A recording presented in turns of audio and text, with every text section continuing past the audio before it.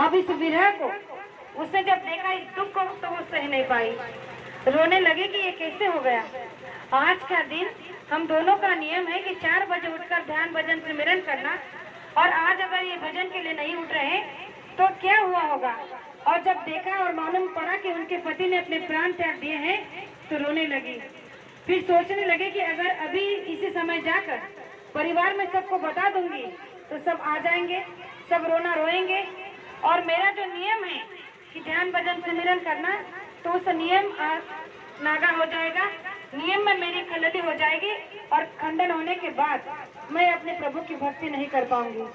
तो उसने सोचा कि जो होना था वो तो हो चुका है, विधि का विधान होगा, जो अनहोनी हुई है उसे मैं नहीं टाल सकती, लेकिन जो नियम हमने बनाया है उसे मैं नहीं तोड़ सकती। और उसने अपने पति को वही बिस्तर पर लेटे रहने दिया, किसी को नहीं बताया, और अपने समय स्थान पर जाकर भजन सिमरन में बैठ गई।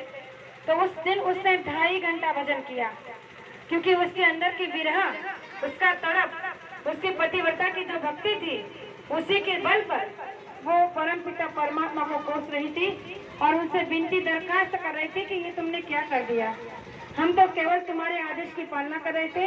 और नियम के साथ चल रहे थे, और आज इस नियम में मैं अकेली बैठी हूँ और आज के बाद भी मैं अकेली भजन करूंगी, तो ये तुम्हारा कैसा विधान है। और उसी समय में वो इस बात को भी भूल गई कि मेरे पति की हत्या, मतलब मेरे पति मर चुके हैं, उन्होंने शरीर छोड़ दिया है,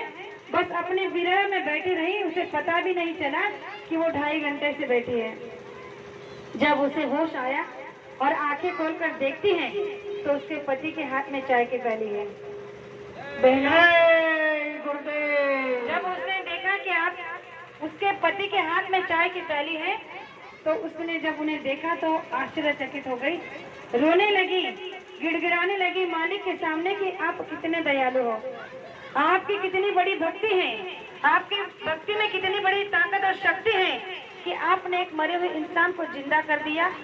तो इस दृष्टांत को सुनाने का तात्पर्य मेरा ये है कि अगर हम भी गुरु के प्रति कोई भजन भक्ति करते हैं तो दिखावे की मत करना।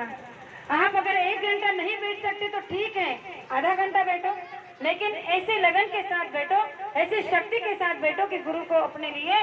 जो भी अनहोनी हो जाए उसे होने में बदलने के लिए विवश कर दे। जिस तरह से उस बहन का अपने पति के लिए विश्वास और प्रेम था, अपने गुरु के प्रति विश्वास और भक्ति थी, उस भक्ति ने, उस नियम ने